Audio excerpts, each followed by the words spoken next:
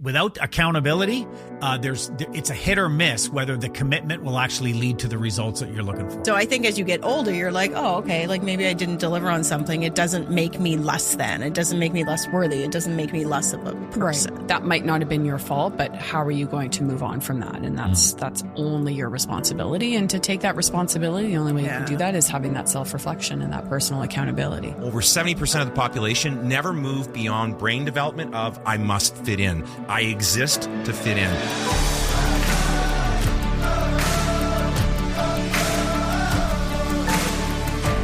Hi, and welcome to the Living Richly podcast. So glad to have you here with us. It's my first time hosting in the year. You haven't hosted it's in incredible. a year. Since last year. Since last year. We're going to be diving into the topic of personal accountability. Ooh, big topic. Which is a huge topic. It's interesting because we're all available to do public speaking. We certainly get offers and invitations to speak at different events with companies and everything. Personal accountability is one of those topics, or accountability is one of those topics that I get asked to speak on, maybe more than anything else. Maybe difficult conversations would be right up there. Yeah. But those would be the top two. And it's interesting because when I will ask an audience, what do they want to know about accountability, they will immediately go to how to hold others accountable. Right. Interesting. And the last thing they want to do is talk about how to hold themselves accountable, personal accountability. Yeah. But we're going to talk about that and the importance of it. But maybe, Eric, I'll turn it to you to start off, is just let's define what we mean when we talk about personal accountability. What it boils down to for me is owning your own shit. Like it's being responsible and accountable to your goals, holding yourself to your goals, to your aspirations, to your word, following through on your word and your commitments. I think a lot of times there's a lot of drift there. And when you say we speak a lot to, think of the business audience that we speak to, and the literally thousands of leaders that we've spoken to now over the years, and how many of them have said to us, if only my people were more accountable. Right. Now, we turned the flip, we flipped that around. We said, yeah, okay, let's talk about that. But Mr. Business Owner, Miss Business Owner, who holds you accountable, right? So personal accountability is the beginning, I think, of true success, because you don't need external pressure to keep you true to your goals. You benefit from it, but you ultimately don't need it. Yeah. I don't have a lot to add because I think really at the end of the day, it's holding yourself, as you said, accountable. What are the consequences for myself?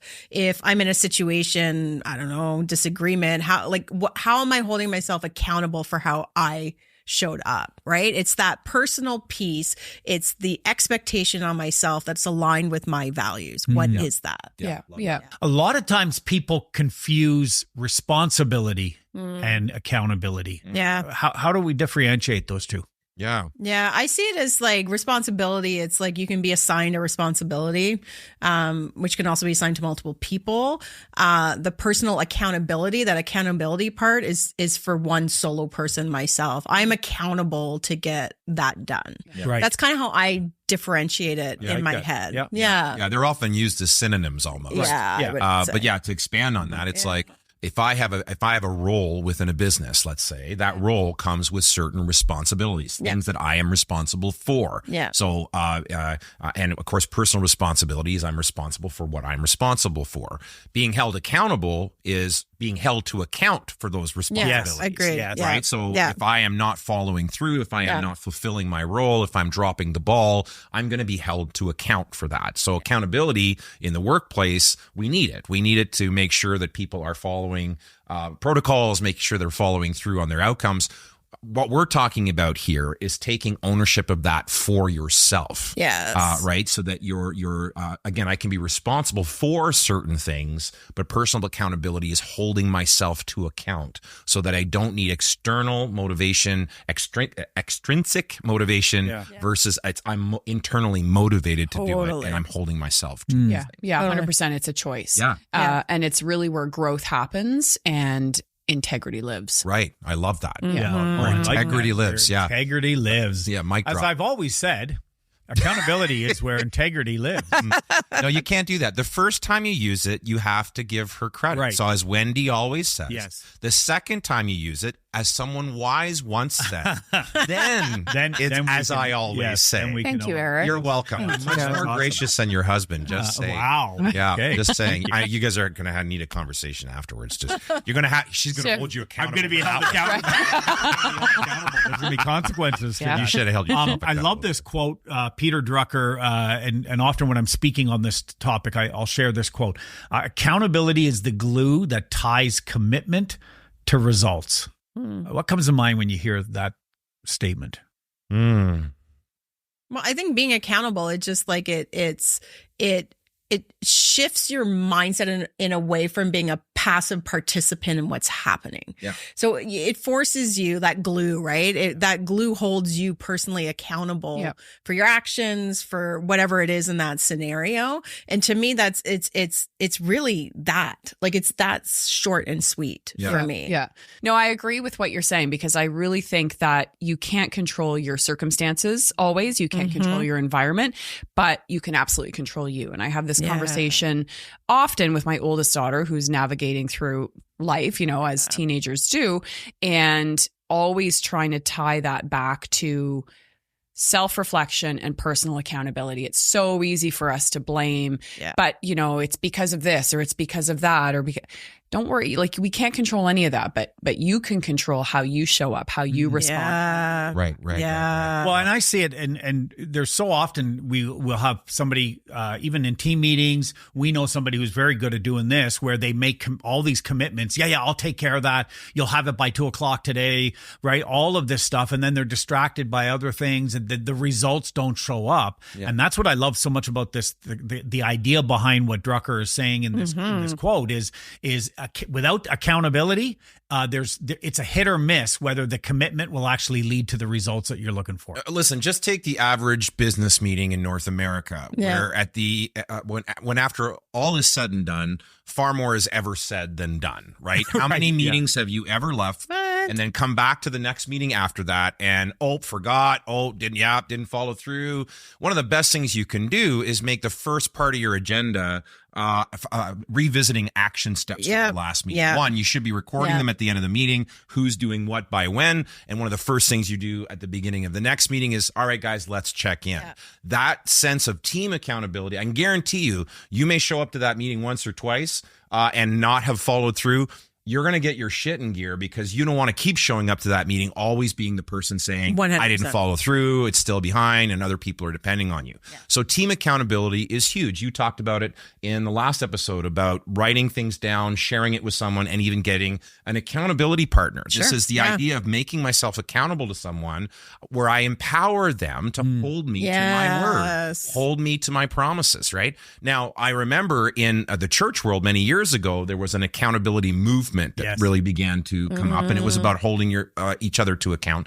But I think where it fell down is it was putting all the pressure on the community to hold you accountable. This is where, if you lack personal accountability, you will be held hostage to your accountability structures or networks. And if they fail you, you will fail, right? Yeah. I'm an advocate for both. I think we need community. We need people in our lives that we empower to hold us to account, to call us on our bullshit, to call us out when we're making excuses in a spirit of love and cooperation, right? Not in a critical way, but to say, hey, like you've committed to this, like when are you going to follow through? Like we need that, but it needs to come from within as well. Yeah. Right? Ultimately, the real power is in personal accountability. Yeah. Team accountability, community only enhances that, but it can't replace it. Because in a lot of teams, what eventually happens is people start to either forgive or, it's okay, you didn't get it done, right? Where when you hold, you're absolutely right. When it starts with you holding yourself accountable, now at that point, you're not looking for somebody else to give you the pat on the back or anything else.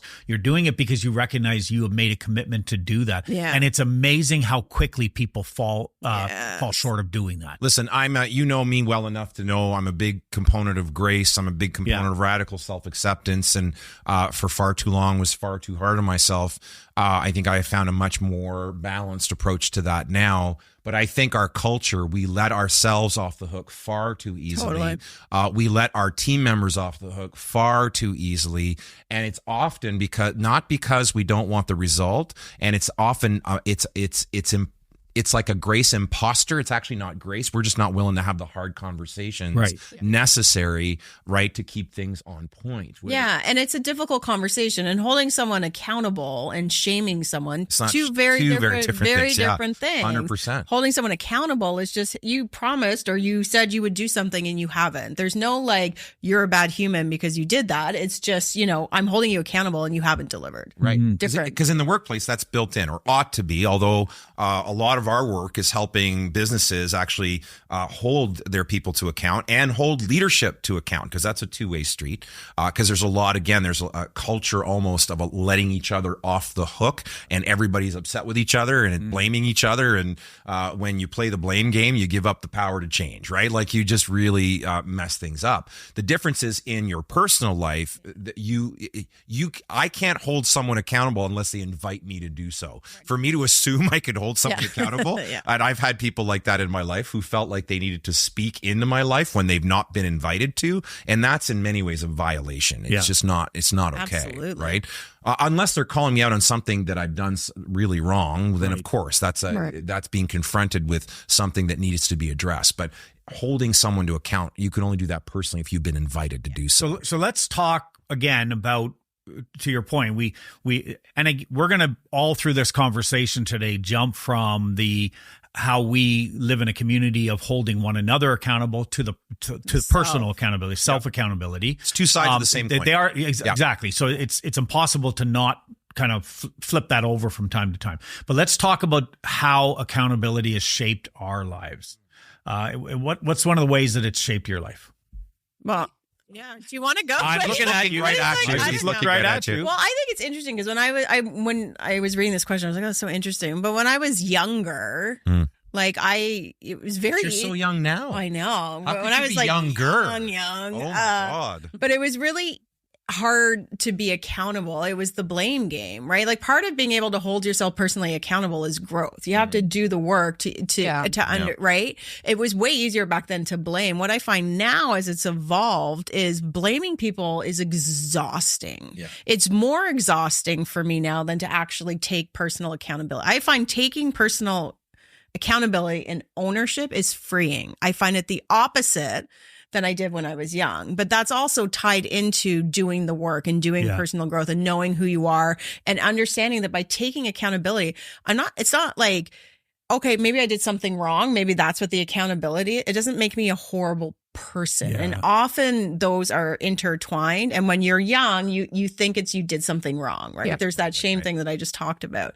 So I think as you get older, you're like, oh, okay, like maybe I didn't deliver on something. It doesn't make me less than. It doesn't make me less worthy. It doesn't make me less of a person. Because you're looking at it more with an open mind, and life experience certainly helps be able to shape that. I know for me, it has shaped me personally and professionally, from my wellness journey to my career. Yeah.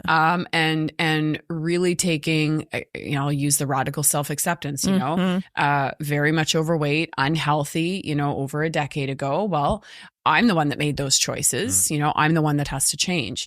I'm not happy in my marriage. I'm the one that needs to make that decision to find happiness. I'm not happy in my job, or I want to do other things. I'm the one that needs to make those choices. So I feel like it's been an evolution of reflection and accountability and hard decisions over the course of the last decade. I like how you said that, because that's for me. I mean, very much accountability was always shame and guilt and what you did wrong. Yeah. Whereas my shift in how I think about accountability now, accountability is so freeing. Yeah. Because what accountability says is I have control. Right. Right. I have control over I get to make the choices. I get to make the decisions. I get to choose to do the hard thing. Whatever that is, I have the control to do that. And what an empowering and freeing place to be, to recognize that you really do have control. You have accountability over your life and the choices you make. That's right. And you drew the distinction earlier. Like I don't think you can do accountability right if you're unclear or foggy on what you can control and what you can't. Because I think we often take responsibility for things that are not ours to own. Right? Like I think of the times in my life that I blamed myself and held myself to account for things that weren't even my responsibility, but somehow I was owning them. And that can be very, very self-defeating. But when you're clear on what am I responsible for and what am I responsible to, and that's a very, very important distinction to make, then you can truly, I think, embrace what accountability can bring to you. For me, I think there's been, it's shown up in many different seasons of my life in different ways, both good and bad, a mixed bag. But I still remember one of the most fundamental shifts for us, and it's now something I recommend for every single one of my clients, is when I came to my two business partners, you being one of them, years ago, and saying, hey, we're kind of running this as a headless monster. There's really no one that's holding anyone to account here. And as a result, there's parts of the business that are lagging behind. And we implemented yearly performance evaluations for the owners, where we sat down and evaluated each other's performance just like we would for a team member. And I remember that was awkward. It was uncomfortable, but there was an accountability now to say we're holding ourselves to the same level of accountability that we expect everybody else in our organization. So good. And in so many organizations that I serve, when you think of senior leadership, again, we think of the business owners who are saying, I wish my people were more accountable. I say then lead the way. Hold yourself to account. I get it. It might be more complex to do that if you're a solitary business owner, but this is where getting external feedback, being part of some kind of peer group, getting coaching to give feedback can really help you hold yourself to the same standard that you're hoping to hold your people. Well, and again, it's amazing when I'm speaking at an event and this is the topic, when I ask the question, I'll say, okay, we can start, we may not have time to cover everything. So what would you like to cover first? Personal accountability or how to hold other people accountable? Always going to second. It's 100% of people will. I've never had anybody that's choose the easy one, isn't it? Of course. Yeah. And it's and my comment will always be, great, thank you very much. I'm starting with personal accountability. I'm going to start with personal accountability anyway, because until you're willing to hold yourself accountable, you can't hold others accountable. No. It's very difficult too. You kind of alluded to this, and one of the things we often will introduce to business owners early into the conversations and coaching with them is this concept of above the line and below the line thinking. Maybe walk us through a little bit of what we mean by that. Yeah, that's not our model. I forget where we got it from, but below the line, above the line is a great way to check in with yourself. Think of a big magic line right down the middle. Above it is what we call leadership behavior. A leader takes responsibility. A leader holds himself accountable. A leader owns the problem and fixes the problem and pushes for solutions. A leader mobilizes people into forward movement. That's leadership type behavior, right? Below the line is what we call victim behavior. This is playing the blame game. This is passing the buck. It's not my fault. There's nothing I can do. I'm really helpless in this situation. Those types of that type of mentality keeps you trapped one of the ways we define it is you act both selfish and helpless when you're in that victim mentality. Again, we're not talking about true victims of trauma here. We're talking about a mindset, a victim mindset that keeps you trapped. And so we often use it with our leaders to say when we feel that perhaps they are acting below the line, we'll say, well, where would you put yourself right now on this issue? And it's amazing how they'll realize, hey, I dip below the line here. And listen, dipping below the line, guilty as charged. Yep. I don't think you ever live fully above the line. I think the goal is, can I live above the line more of the time? Yeah. Because this is where the magic happens. Yeah. Down here, again, I'll say it again. I forget the author who wrote it, but when you blame others, you give up your power to change. When you own the situation, you own the transformation, and there's nothing but possibility and potential. So right? That's great. What would you guys add to that? Well, going back to just being very open-minded to realizing what you can control, but you can't control. So while in whatever situation in your life, whatever you go through, the wound may not be your fault, but how you choose to heal from it and move on absolutely is your responsibility. And nobody else can, we're very quick to be like, again, that's not my fault and I'm hurt by this person or this action or this whatever. okay, that might not have been your fault, but how are you going to move on from that? And that's only your responsibility. And to take that responsibility, the only way you can do that is having that self-reflection and that personal accountability. Yeah. I mean, I don't have a lot to add other than you get to choose in that moment. Like you're choosing whether you're above the line or below the line. Yeah. Maybe not like fully consciously, but ultimately that's a choice. You're choosing how you're showing up. You're choosing how you react. And I know a lot of times when we use that word choose, people are like, but I'm not choosing. It's happening to me. And it's like, well, no. You're choosing to react this way. Or I don't have a choice. Right. Well, you have a choice. You always have a choice, right? Yeah. And that's where, have a choice. I long before we ever introduced, and again, to your point, it's not our model, but wherever we first saw it was the above the line, below the line. It was some, I heard it from as a child, my mom would say, there are victims and there are overcomers. You choose which one you are. And my mom was a great example of somebody who had all the reason in the world to be a victim. Right. And yet in everything, she owned her life. She owned and made the choices for herself to better herself, to better her kids. She was determined to break the cycle of all of the damage that we saw in other generations of the Dale family. It was not going to continue through this. All of that stuff came out of choosing. Yeah, making the choice to live above the line, to have that leadership mindset. All of those things are so critical and important for people. But let's face it, like we live in a generation at a time where accountability is probably under the greatest scrutiny that it's been in a very, very long time. When major public figures get away with all kinds of crime and behavior that is unbecoming and get a complete pass, it's no wonder that society is becoming cynical. About the whole thing. But regardless of what's happening in the world around us, we have to choose again what kind of life we want to live and how we're going to show up. And the more, we just did 2 shows on how to start your year strong. And again, some great ahas in those conversations, I think, for all of us as we were exploring different ways of framing starting the new year versus the way it's traditionally done. And I think this is an amazing follow-up topic to those, because regardless of how you choose to enter the new year or what intentions you set, the only person that can truly help keep you on course is you. Right. And so leveling up on the personal accountability side will yield amazing results 100%. For you. The more we move away from fault finding, from blaming, from passing the buck, from letting ourselves off the hook. Again, a lot of those things can masquerade as grace and self-acceptance, but sometimes all they are is we're using that as an excuse not to hold ourselves to something hard. And when you do hard shit, you become stronger, right?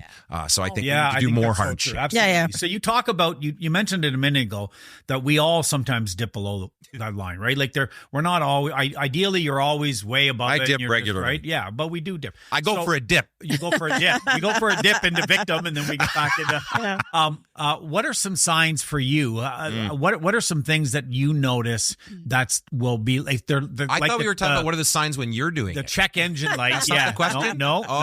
When I'm doing about it. you. What's your check engine light? That changes the answer. When it goes on, what's happening that you know that all of a sudden you're like, oh, I'm dipping below the line? I know the second I'm making excuses for my behavior or I'm pointing the finger. Like those are 2 easy resets for me when I start saying, I'm so mindful of the language, like not you made me feel, right? I feel this way. The second I slip into like, you made me feel that blaming piece, I know instantly that I am below the line.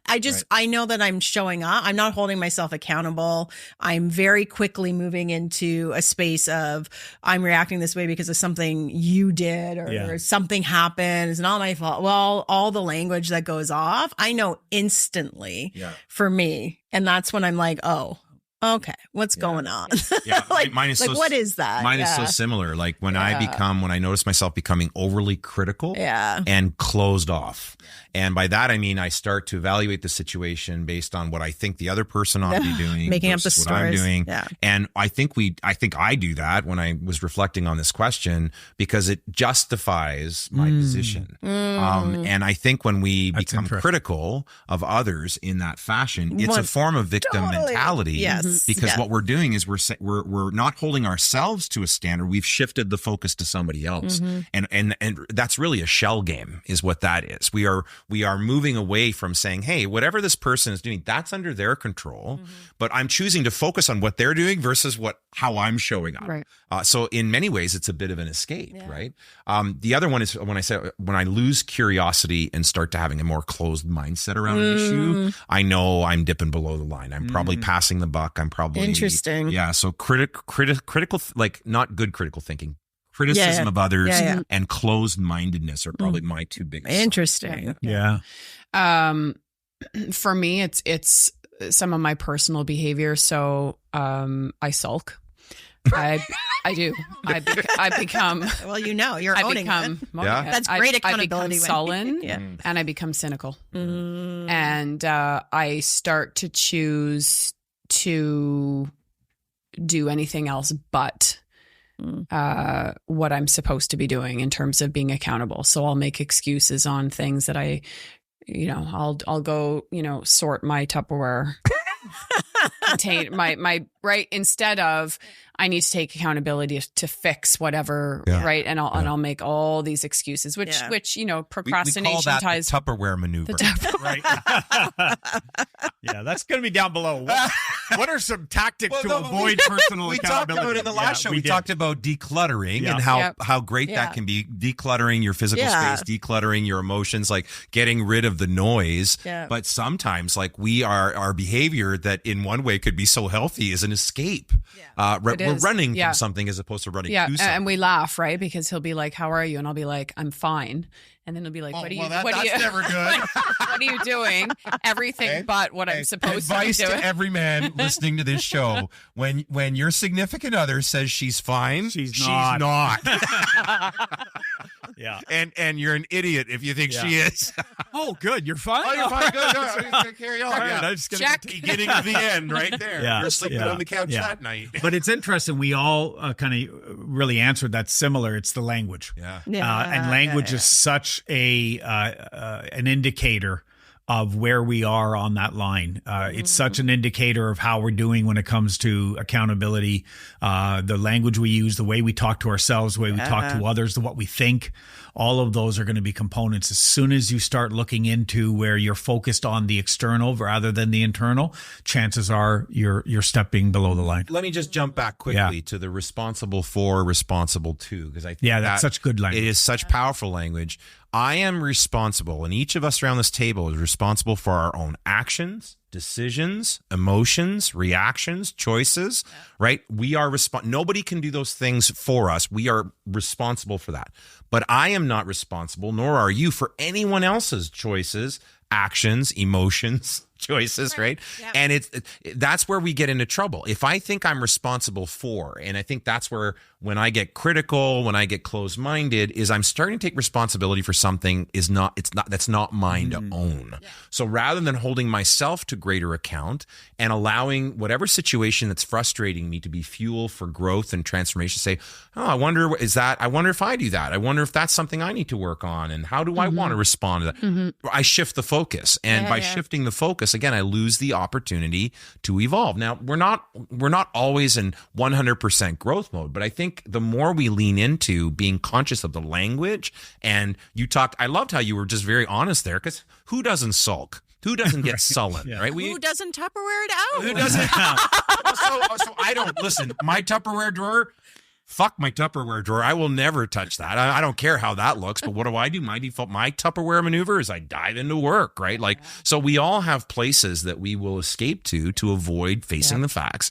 But I think the more we can get present to what is this situation calling for in terms of transformation in me, this frustration is stirring and rattling my cage for a reason, rather than getting, for me, critical, closed. What if I got curious again, and stayed open happen, then the possibilities there are endless, right?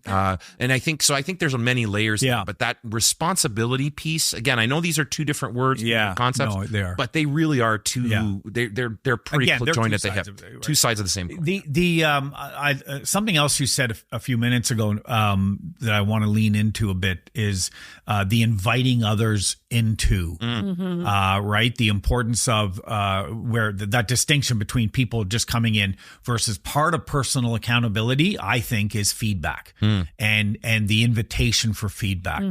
What's your sense with that? Why is feedback so important? Well, we were just talking about this the other day. I can't remember what we were talking about, but it was like it was obviously very important. It was very important. But you said to me, well, can you hold me accountable to that? And you said that. I remember saying, okay, but are you really okay with me holding you accountable? Because it's one thing to say, hold me accountable. And then when you ask the person to do it and they do it and you're kind of like, ugh, right? Like that. So that check-in too, almost to be like, it's great. You've given me permission to hold you accountable, but you really have to let me hold you accountable. There has to be a willingness there too. 100%. Yeah, because you can't say the words and not, and yet I can guarantee that the first time, because there'll be opportunities for sure for you to hold me accountable on this issue.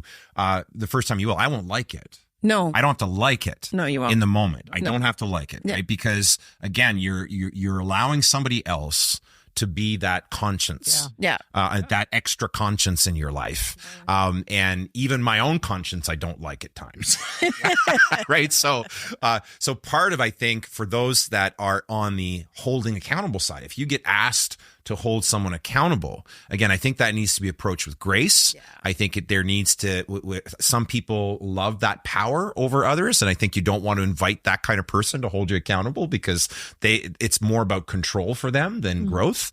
But if you've got someone who's really invested in trying to help you, or you're that person who's been invited to help, I think you just need to be prepared. There's going to be times and moments where you're not liked. And you'll often, you've said to me before again about the notion of, because feedback is so important in your world, and the importance again of that is you want to choose the right people. 100%. You do, and the best part about feedback is typically what we don't want to hear. And so it's a huge part of choosing your circle and being really intentional about who you are seeking and asking feedback from, because we all love hearing about the things that we're good at. And, I mean, of course, we're humans. We like to feel good, but validation is a thing. Validation is a thing. It totally is. And so is ego, and not ego in an egotistical way, but just we like to feel celebrated, like we're good at what we do. But in terms of growth and being accountable to help us get better, I don't want to hear the things that I'm good at. I want somebody to be able to call me out. And to your point, Eric, I know I'm not going to like it, and I might sulk. I might get sullen. But it's what I want to hear when I kind of take the personal emotion out of it, and which I'm really good at doing. Yes, baby. Yeah. You are. That felt like a Tupperware maneuver. It was. Wow, look at all this Tupperware. No. But I think it's when you separate the emotion out of what you are getting out of it, it's a game changer. Absolutely. One of the companies I'm coaching their leadership team, and a few months ago we had a session where we talked about some difficult things, and I said, well, is there anybody willing to be kind of the guinea pig here, that we're going to kind of challenge you on? And so one of the guys, I'll do it. I'm open to anything. I don't care. And, go ahead. And so people gave some feedback into where they are strong and maybe some areas that they could work on and improve. And what was interesting, I had the follow-up meeting was just a few days ago, and we're sitting with his team, and so talked about what are some highlights and everything like that. And he had put his hand. He said, I know, and some of you experienced it firsthand. Is I treated you like shit for the few days after that meeting because I was mad at what you said, and I realized I wasn't as ready to hear it as I thought I was in that. And it was just a really interesting conversation. I love how that. he Very started cool. the process and came back to again this idea that I chose I made the decision to invite these people to bring feedback. Yeah. So it's on me now to receive that feedback and to choose that. And I also like what you said about the idea of that it's an honor when somebody does invite you in. Yeah. It's an honor. It's Sacred trust. It's sacred trust. And Treat it as such. Yeah. So don't be flippant with it. Don't be condescending. Don't be critical when you're providing that feedback. Recognize that for be honest and straight. Let's face it, in our coaching work, like a big part of why business owners seek us out in our coaching business is to provide feedback, is to provide accountability, to help them follow through. And you can always tell the leaders that are actually ready for it versus the ones that aren't. I bet, right? As soon as you start to apply a little bit of pressure, you can tell if someone is really open to it or not. I was talking about even how business owners need to set up a structure within their business for feedback. And one important aspect I forgot to mention I mentioned peer groups. I mentioned getting a coach. Those are some ways you can hold yourself accountable. When you do some kind of feedback process with your team, and by the way, if you're a business owner and you're not doing evaluations, performance check-ins, if you're not giving your team and not just those, I think the annual performance evaluation is hated by both parties. Yeah, I agree. Leaders hate doing it. Staff hate, and part of it is because we've made it something it wasn't meant to be. I think if we gave our teams regular feedback on an ongoing basis, more regular basis, people want to know they're doing a good job. They want to know they're on point, and they want to know if they're not. And when you hold that feedback back, as a business owner, you may think you're doing them a service when in actuality you're not. You're actually adding to their stress. You're adding to their concerns. You're adding to their confusion. If you want clarity, feedback is the way to go. But if in whatever system, a healthy system of feedback in an organization is that feedback flows both ways. Yeah. Even as we are giving employees feedback, employees are giving us feedback. And by that, I don't mean some bullshit survey that you distribute once a year as an act and get everybody to fill out, and you never do anything with it, right? It just hey, I checked the box, because let me tell you, employees see through that shit really quickly. Really fast. Really fast. Yeah. Brene Brown talks about owning. Brene. Yeah, we're all fans there. So talks about owning the narrative. And this idea that we are able to write our own story. Yeah. What does that say to you? Oh, we talk about that on the show all the time. I think you ended the last show talking about writing your own narrative. Yeah, and not letting anybody else hold the pen. And also reminding yourself that if it's a pen or a pencil, you have eraser and you have whiteout. Yeah. Like, it's okay to erase things, change things, and the whiteout is really messy though. It is, but if you have that little tape runner thing, it's very satisfying. Oh yeah, I always use the brush one, and the brush one I ended up with a fucking mess. Like, it just was. I'd be like, throw the paper out, start over. I need to take coaching from Wendy. Is that what it is? Sorry, I was a bit of a keep my whiteout tape in my Tupperware drawer. Sounds like. But I think we get consumed by people's opinions by letting them hold the pen.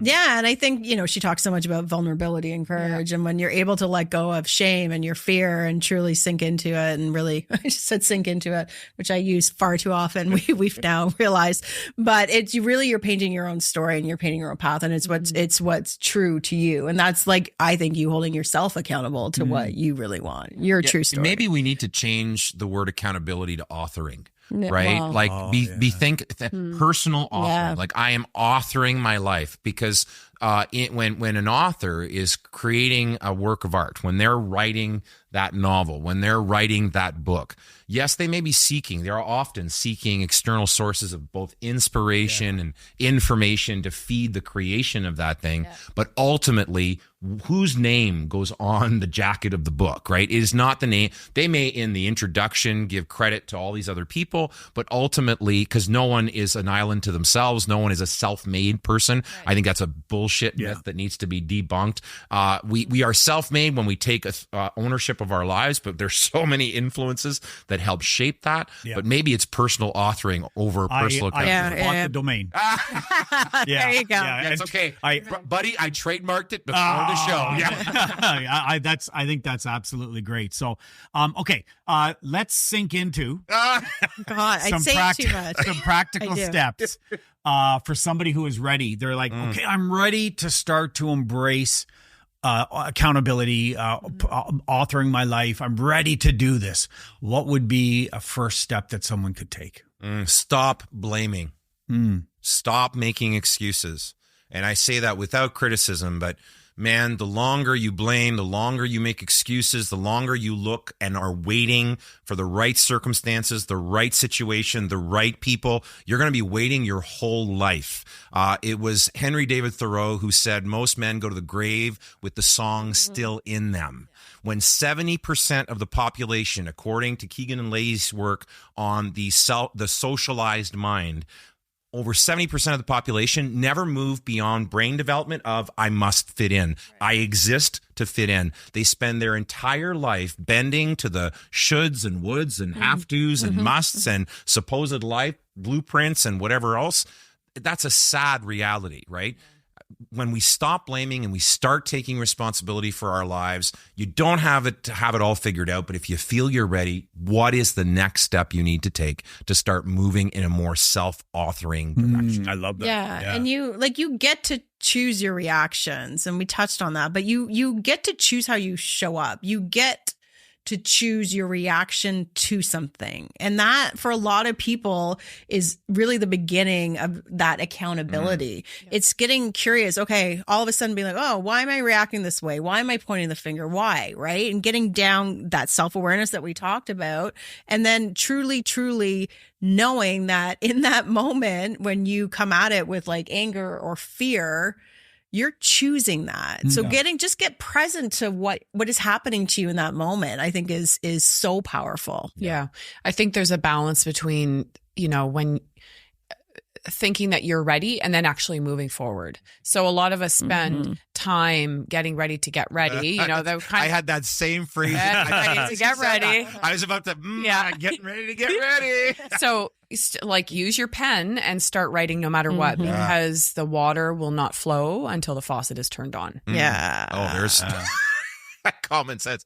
As I always say, the water will not flow until the faucet is turned on. Right. I've heard that. I've heard you say that. I think, even just on a practical way as well, you got to track this shit, right? Yeah. Just like everything else. If I'm setting accountability goals, if I'm looking at areas and saying, okay, I'm going to start to hold myself accountable, how am I going to track? What am I going to use? What are the metrics I'm going to use to determine if I'm on track or off? Yeah. And some of those are the practical. Okay. We always are. We try to be as vulnerable as we can. We try to be able to share. We go first. All of this stuff on this show. Yeah, I thought this was new. A sports podcast. It's new. Yeah, it's the no. That was Steve. Hey, Steve. Hey. He's still awake. He's still awake.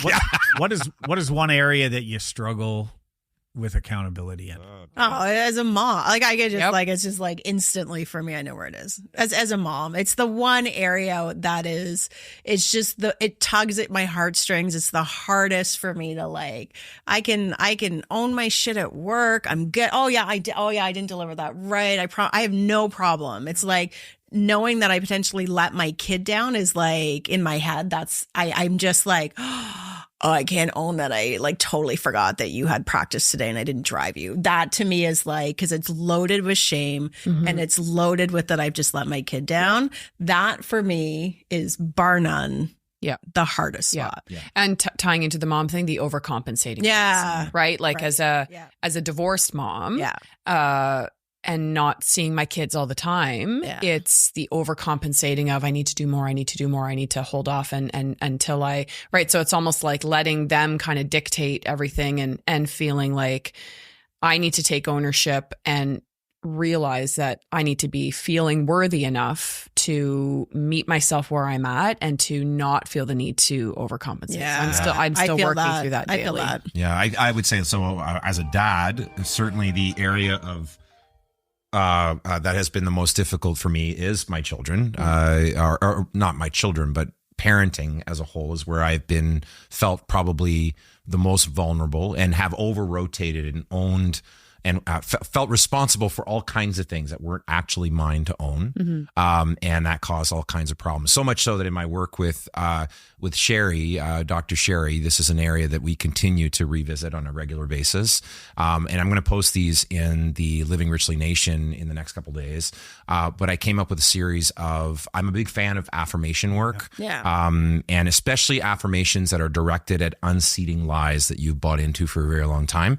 That we convince ourselves of certain stories. We can convince ourselves of new ones. We can unmake lies and create new realities. And so I've created this list of good enough dad affirmations that have been extremely helpful. That are helping me in this process. We'll put those in the show notes as well, because I think, it's interesting that we all kind of had the same answer here. Isn't it interesting that, and I'm sure if we were to poll the listeners, that one of the areas that most people seem to struggle with when it comes to personal accountability is around family dynamics, right? Parenting, whatever that is, but it seems to be a big area that we really struggle with for sure on this one. 100%. I'm sure we're not alone. No, I think a lot of listeners say the same thing. I think we carry this.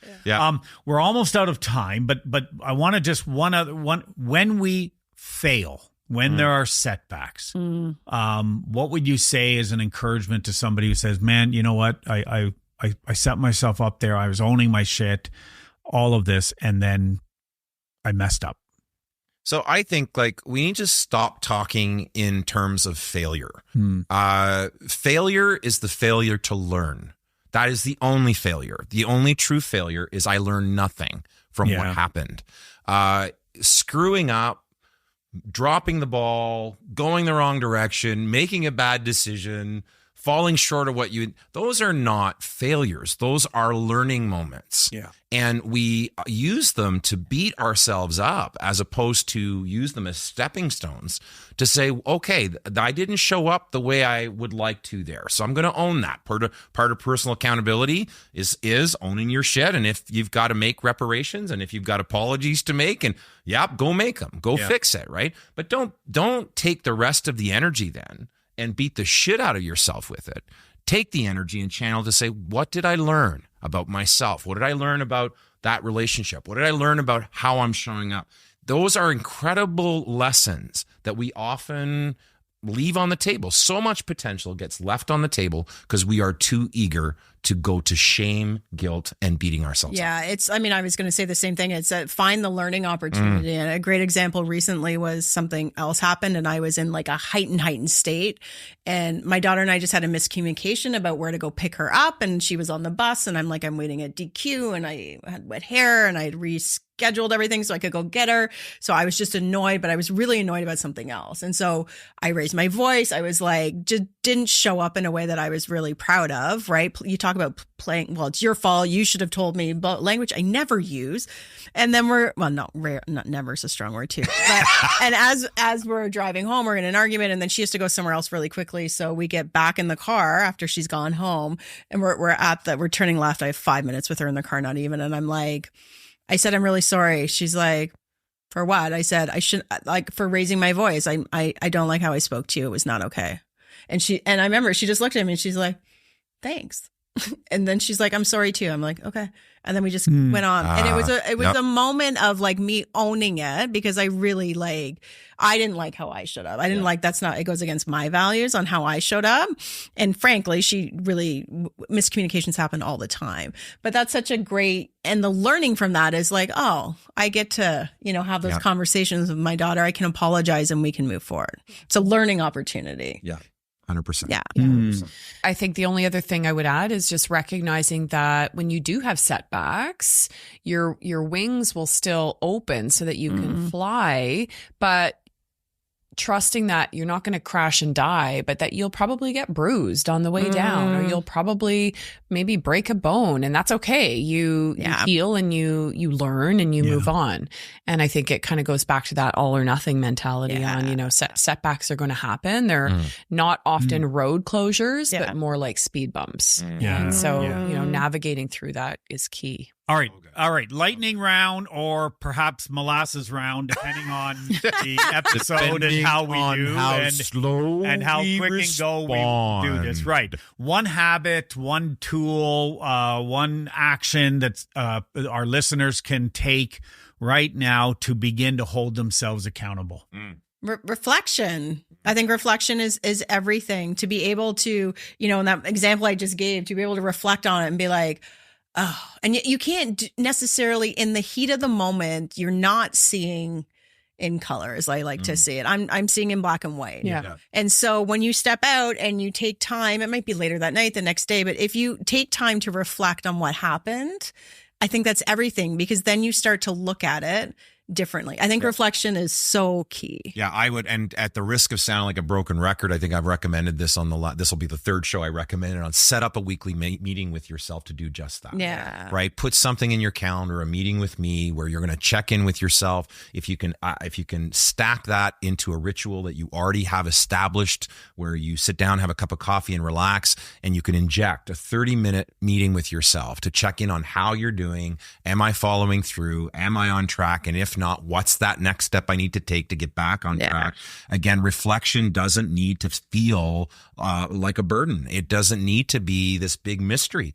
For some, it looks a certain way, but for many of us, it's just that check under the hood. How are things going? And especially if the engine light keeps going off, you want to make sure you look under the hood. Yeah. There's a problem, right? Yeah. But don't wait till there's a problem. Be proactive, not reactive. Yeah. Mine was tied into both of what you said, and also finding somebody, an accountability partner, and be open to just what we were talking about before about having that feedback be where somebody can call you out, and in a way that it's safe for you to accept that, but is also going to be a moment of growth for you at the same time. Yeah, so amazing. good. I would totally agree. Find that accountability partner, find that community that you can belong to, people that will build you up, that will encourage and lift you up, but also hold you accountable when they're invited in. And one of the things we want to encourage you, if you are new to listening to this podcast, or maybe you've been a follower of the Living Richly podcast for a while, but maybe haven't engaged in the nation, to go and check it out. You can, those links on our website that you can find to be able to join the Living Richly Facebook group, an incredible group, a community of people who will take the journey with you. You can raise your hand and say, I need help, and there will be people there that will respond. Absolutely. Yep. So we encourage you to do that. You can find out all of that information, as well as all the show notes about all of the things that we've talked about today at our website, livingrichly.me. So I encourage you to check that out. If you like this episode, if this has spoken to you, why don't you share it out with some other people, make a comment on it. We love hearing from the nation, and as they share out some of these things with us as well. So until next time, get out there and live your best life.